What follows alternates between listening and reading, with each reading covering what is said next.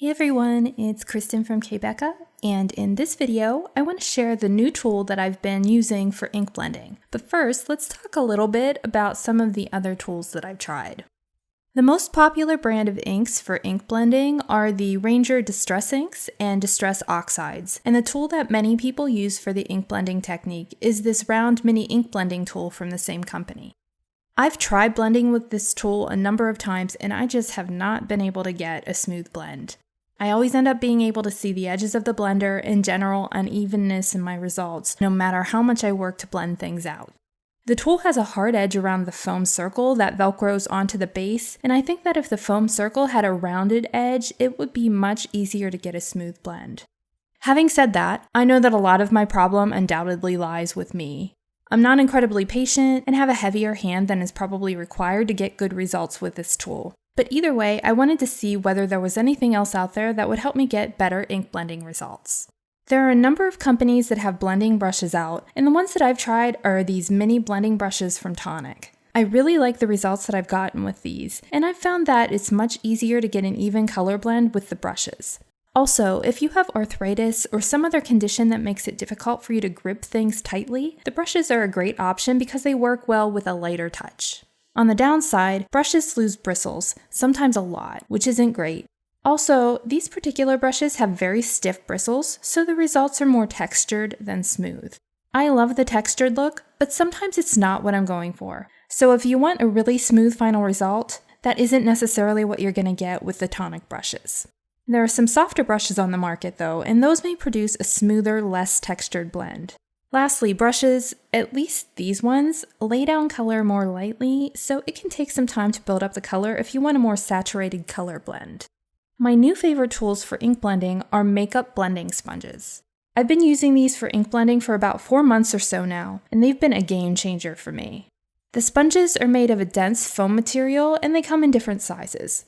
I picked up this small one at Walmart when I was just trying them out, and later on I bought some of the larger sponges like the one on the left. So if you tend to ink blend in smaller areas, the smaller sponges would be your best bet. And if you tend to make ink blended backgrounds, either size works, but the larger sponges give you more coverage.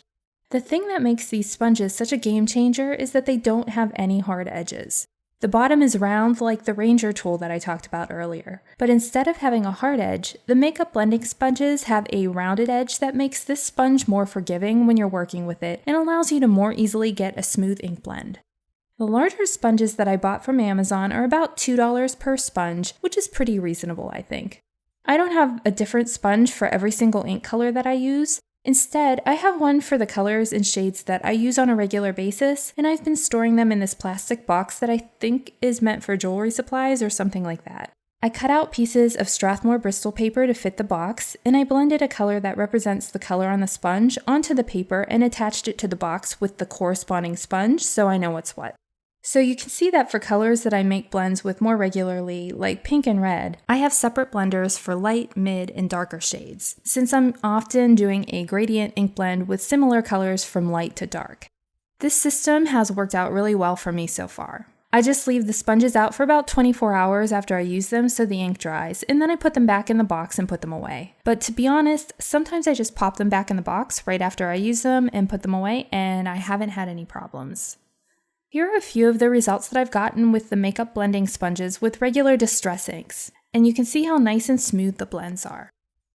And here's an example of the results with the distress oxides. I've also tried ink blending with the makeup blending sponges and some of the Hero Arts shadow inks, which are honestly some of the only other colored inks that I have, and those were a little bit harder to blend, but I really like the results with those too. Not quite as smooth as with the distress inks, but still pretty nice. Okay, let's get to making some ink blends in real time. For this first blend, I'm using Peacock Feathers and Faded Jeans Distress Oxides. The oxides are a hybrid ink that's more opaque than the regular distress inks, so they'll give you a bit of a different look. My other big tip with ink blending is to use a paper that works well for the technique, or else you'll be endlessly frustrated. My absolute best results have been with the Strathmore Bristol smooth paper, and it's the only paper that I use for ink blending at this point. I use this paper for lots of other things too, like cutting more delicate cut file designs and for watercoloring and mixed media work, so it works out well because I always have some around. I'll start with the lighter color, in this case the Peacock Feathers. Using a circular motion, I'll start a little bit off of the paper and blend my way onto the Strathmore Bristol paper. I'm using a pretty firm touch as I'm working, and I'll reload the sponge and come back in to start layering and blending things out as I go. The only downside that I've found with using these sponges is that little bits of the foam can come off as you're working. They actually look a lot like the pieces of an eraser that come off when you're erasing something from a piece of paper. But I've been using these sponges for about 4 months and haven't noticed that the foam is degrading at all or that these bits that come off are leaving indentations on the sponge itself, so it really hasn't been a problem. Just make sure that the ink is dry on the surface of your paper before wiping them off, or you could smear your ink blend. Now I'm going to start with the second ink, the Faded Jeans, and before I do that, I'll grab a piece of scrap paper to place on the piece as I work so I won't leave fingerprints or smears in the ink that I just blended. You can see that I got impatient here and just started with the Faded Jeans right on the paper. I didn't start working a little bit off the paper, so I got some unevenness going on, but once I started working with it, you can see that it blends out pretty well without too much work. I've got a good base layer going for my blend, so now I'm going to come back in with the Peacock Feathers ink to deepen the color and to blend things even more. When I get a splotchy area and need to blend it out well, I'll often switch from a circular motion to a back and forth motion, which helps blend things out more quickly. I'll come back in with another layer of the Faded Jeans, and then I noticed that I made a smudge in the Peacock Feathers area, so I'll quickly come back in and blend that out to finish. You can see how nice and smooth the result is, and this took me just 5 minutes from start to finish in real time, so the process is pretty quick too. Okay, now let's do a blend with regular distress inks. I'm using dried marigold and picked raspberry, and I think that the regular distress inks actually blend a little bit easier than the distress oxides do, or at least they seem to for me. I'll start with the dried marigold, and the process is exactly the same here, with starting the blending motion a little bit off of the paper and working my way onto and across the paper. You can see that eraser dust thing happening with the sponge here, so I'll just tap off most of it and then come in with the picked raspberry ink. I had been doing some other blends earlier with some of these sponges, so you can see that I have a paper towel to the side here, and I use that to rub off any ink that's left from previous blends before I start using the same sponge with a different color ink. I'm not a purist about this kind of thing, so it's not a big deal to me if a little bit of another ink blends with the current ink on the sponge, as long as it's not changing the ink color or anything like that. You can really see the blending in action when I come back in with the dried marigold ink.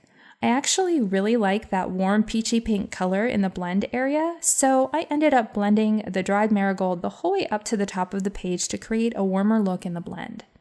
Then I decided that I wanted to deepen that warm peachy color, so I came in with some abandoned coral distress ink to do that. I'll come back in with the dried marigold to blend things out, and to finish, I'll blend out a couple of uneven areas with the abandoned coral. I'm loving how nice and smooth this blend is, even after I changed my mind several times about the ink colors. I'm going to take this piece and turn it into a card. First, I'll adhere the ink blended piece to a top folding A2 size card base. The ink blended piece had already been cut to 4.25 inches wide by 5.5 inches tall, which is A2 size, so I don't need to trim it. Next, I'll add a die cut overlay. This is the Botanical Heart A2 size standalone card front from the Botanical Heart card cut files that you can find in my shop. I'll add some glue to the back of the piece and then adhere it on top of the ink blended piece. To finish the card, I'll run a powder tool over a scrap piece of this bright reddish pink cardstock that I thought would go well with the ink blend. Then I'll use Versamark ink to stamp the You Are Loved sentiment from the Pretty Pink Posh Love Sentiments stamp set, and I'll pour some Wow brand opaque bright white embossing powder over it, pour it off, and then melt the embossing powder with a heat tool. A print and cut sentiment piece would work really well for this too, if you aren't into heat embossing. Next, I'll attach the sentiment piece at the bottom right of the card with some foam tape to give it some dimension, and the card is finished. You can find a full list of supplies used in this video in the description area below, or in the area below the video if you're watching on k.becca.com.